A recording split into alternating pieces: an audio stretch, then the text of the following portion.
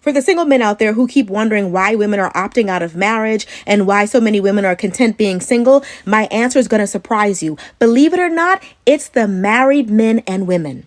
That's what's keeping the women single. Every day on this app, we watch a little bit of rage baiting with a married woman showing how her husband weaponizes his incompetence. They've read the Facebook post where you wish your woman a happy anniversary, but you brag about how you put her through this and that, all the ups and downs, how you completely dogged her out, but through it all, she stuck by your side. And we also see the 40% of married men who are on the dating apps. We watch these married men cosplay as single men all the time. They don't like seeing that these men can't be faithful, and a wedding ring and some wedding vows doesn't change that man. So if you're out here and you're wondering why the single women are so happily opting to remain single, and you're like, what's the problem? What happened? Is it social media? Is it the dating apps? Is it Kevin Samuels? Is it feminism? They realize that some of these happily ever after stories look miserable behind closed doors. They've seen what 5, 10, 15, 20 years of a man's weaponized incompetence can do to a woman. Married men and women are one of the biggest reasons why women are remaining single. Some of them have seen you and your life and what you put up with in order to keep that man, and they say it's not worth it. The most wild thing to me about the 4B movement is the outpouring of women who are realizing how much of a good idea it is, and the outpouring of men who are like, they can do that? I know it's a fairly recent thing, man, but yeah, women can get their own homes, live their own lives, and do basically everything that they want to without centering men around their lives. And it's very telling to think that this is a threat to you. You would think that some of you would see this as a step towards getting rid of the patriarchy and removing some of the stress in your life around being a traditional man, even though some of you may still want to be. But with the 4B movement, women don't need to center men around their lives because women don't need men to survive anymore. It was a fairly recent thing that women could start voting and having bank accounts. And in some men's minds, it's only going to get worse from here. So with women not needing to rely on men anymore for housing and having actual money, men might have to start doing insane things in order to attract women, like having a personality. I just think that feeling threatened during a movement where women decenter men from their lives is a very big tell. Hey everyone, and welcome back to the Black Tea Podcast. We're diving into a topic that's been stirring up a lot of conversation, the rise of single women. Now, I've seen a lot of takes on this subject lately, especially online. And as a Christian, I believe it's important we approach this topic with both compassion and a firm grounding in biblical truth. So we've all seen the headlines and the social media posts. There's a narrative out there suggesting that women are happier, healthier, and more fulfilled in singledom than in traditional relationships with men. Some are even going as far as to say they prefer cats over men, which, frankly, I find a little concerning. Why do intelligent women, or so many of them, remain single or prefer to be single? It's a great question. And when we're dealing with any person that's intelligent, they know themselves. They've done a deeper level of work on themselves. They have learned to love themselves. They a better boundary. In other words, they are going to own their nose. When someone unhealthy or toxic enters their life, they're not going to lean into them and say, yes, how can I please you? How can I help you? How can I support you? How can I maximize your needs and minimize mine? They've done a level of self-work on themselves. They are self-sufficient. They are less reliant on men. They aren't going to tolerate bullshit. They aren't going to tolerate games. As a result of that, they're not choosing the same kind of partnership over and over again and wondering, why is this happening? They've made the unconscious patterns and trauma in their lives conscious. They've actually equilibrated and worked with their trauma. And that really is, intelligence is a very layered conversation and a very layered concept. But when we're talking about relational intelligence and emotional intelligence in relationship, it is vested and grounded in self-love. It is vested and grounded in moving beyond the patterns of the past that have been survival patterns and into patterns of thriving. These intelligent women, and this is what I admire so much about them, are not only curious about their own lives, but they're not willing to settle. So they are happy to be single and they can find and create joy in their world outside of needing partnership. So partnership becomes a desire and a healthy partnership becomes a priority. What are your thoughts on that? Now, before anyone jumps to conclusions, let me be clear. I'm not here to condemn anyone's choices or dictate how they should live their lives. What I am here to do is offer a different perspective rooted in the teachings of the Bible. We need to recognize that the family unit, built on the foundation of marriage between a man and a woman, is a divine institution designed by God for the benefit of society. I believe, and Scripture shows, that God created us to desire companionship and a partner to share our lives with. Here's the thing, probably because I'm a Libra, but I love commitment. I love love. I love relationships. I love marriage. I love being married. I think it's a beautiful thing if it's done with the right person. However, whenever I hear that a woman is being single by choice, I immediately support that decision. I don't need to know her. I don't need to know her dating history. Yes, immediately yes. And that's because I know deep down that my husband is the exception to the rule. He's not the standard.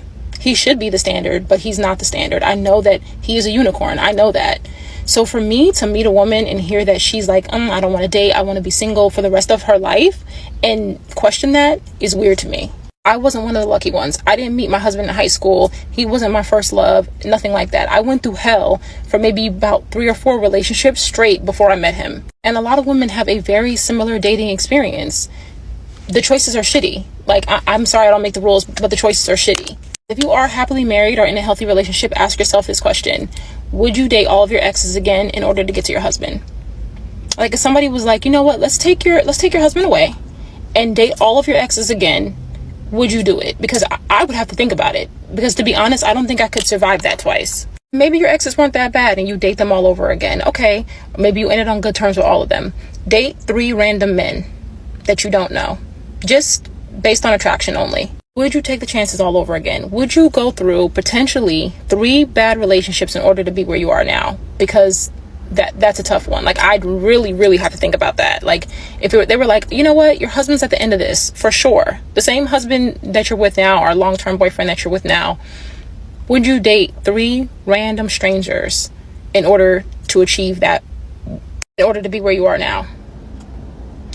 If the answer is no, then you should support any woman that tells you that she's single by choice and she's happy, because I guarantee you a lot of them are happy. A lot of them, I would say that there are probably more happily singled women than there are women in marriages.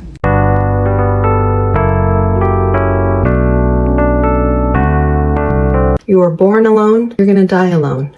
Come get ready with me as we talk about why being single is the best thing in the goddamn world. You don't have to answer to anybody, like, drama-free. It is pretty amazing how sometimes a relationship can consume you. You know, like for me, at least, I get very much consumed with that one person.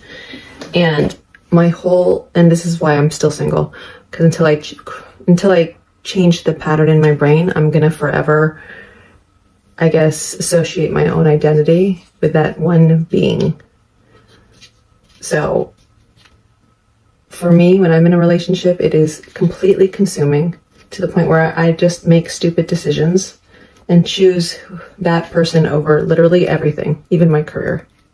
You have your independence. You can focus on you wholeheartedly, and there's 0 distractions. So, what do we make of this trend where women are choosing to stay single? First, let's talk about the concerns that these women are raising.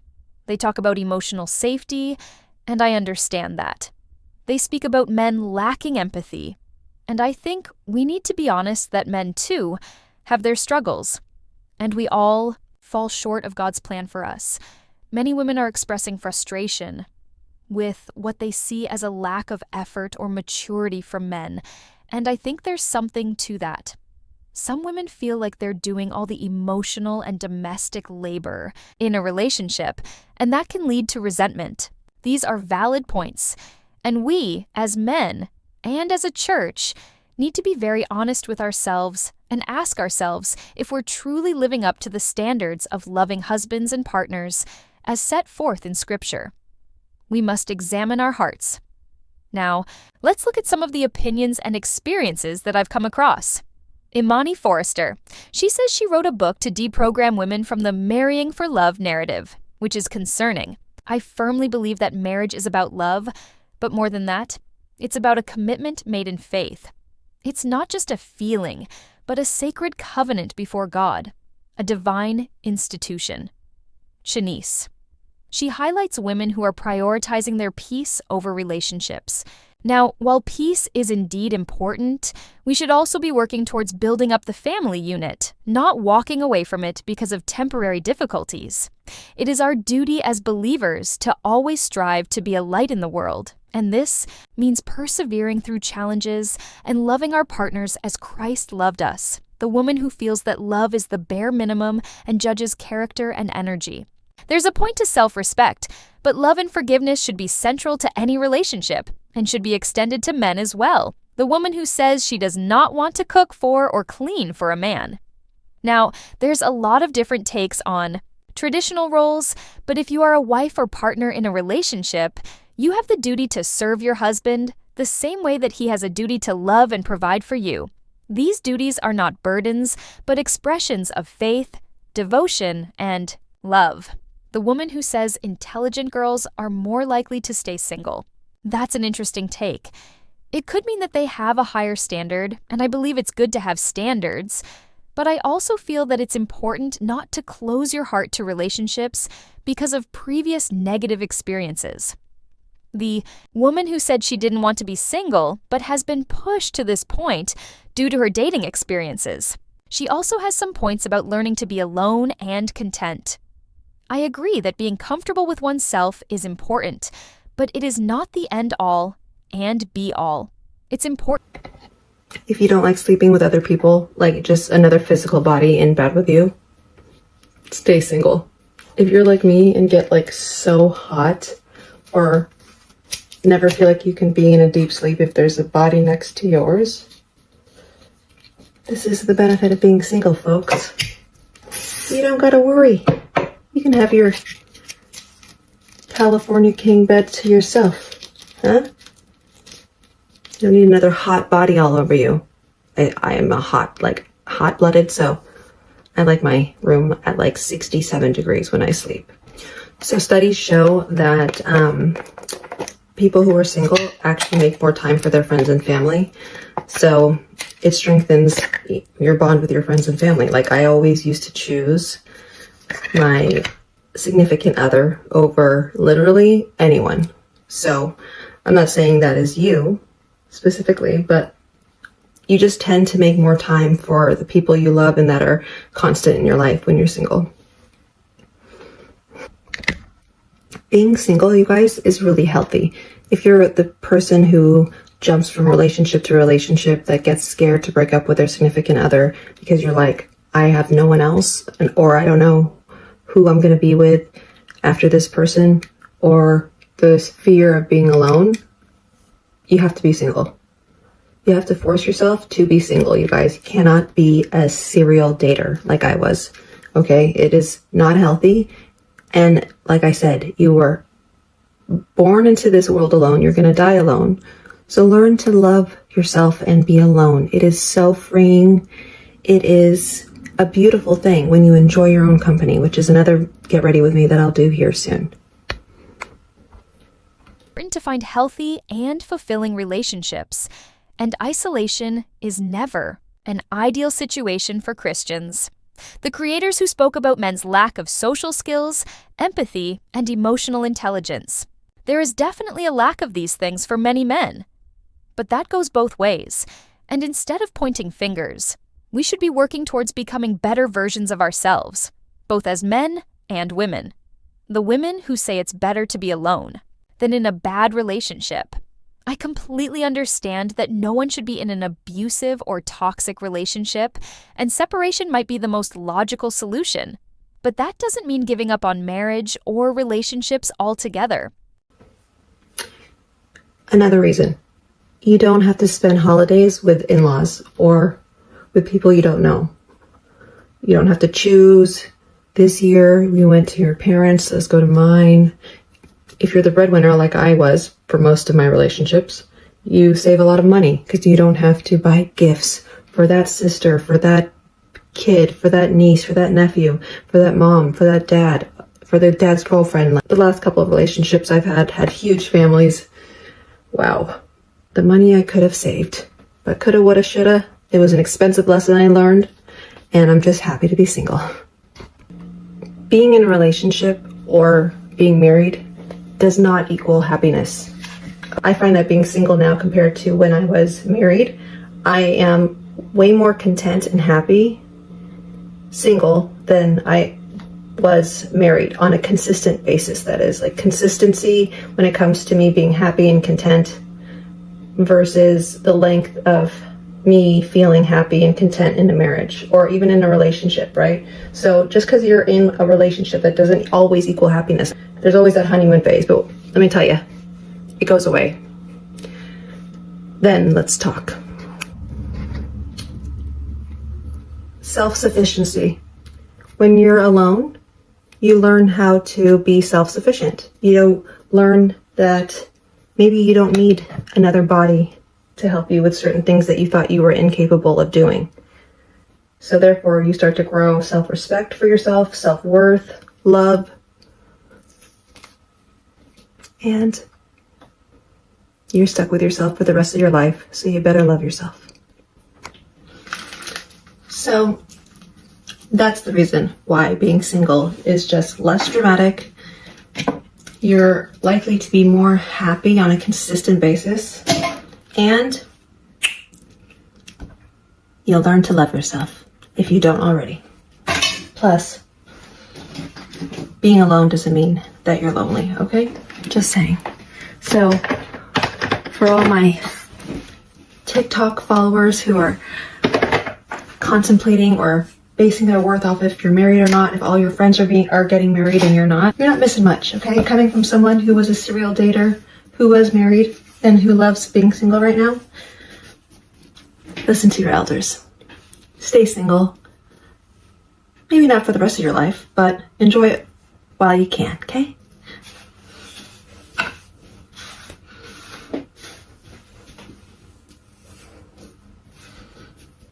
The women who say it's better to be alone than in a bad relationship.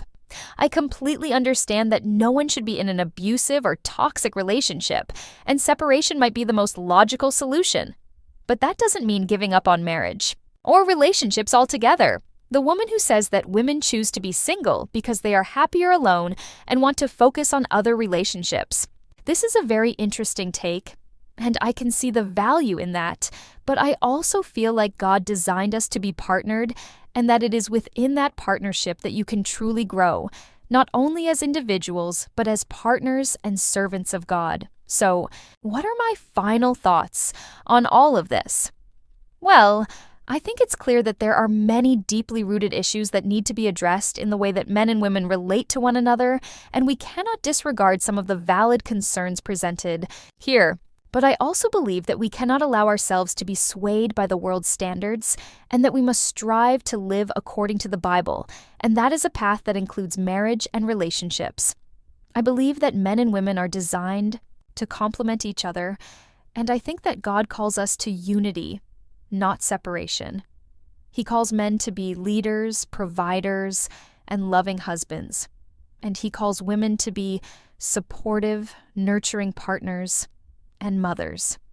And yes, I know that in today's society, these concepts might not be as popular as they once were, but that does not mean that we have to throw them away. I believe that there are many men out there who are striving to be good men, who believe in marriage, who believe in family, and that we need to help them strive for virtue. I want to encourage everyone to not give up hope, to not give up faith, to continue to pray, and most of all, to continue to lean on our Savior, Jesus Christ. Thank you for joining me today on the Black Tea Podcast. Remember to like, subscribe, and share this video, and let us know your thoughts in the comments below. Let's all strive to live a life that is pleasing to God. Until next time, may God bless you all.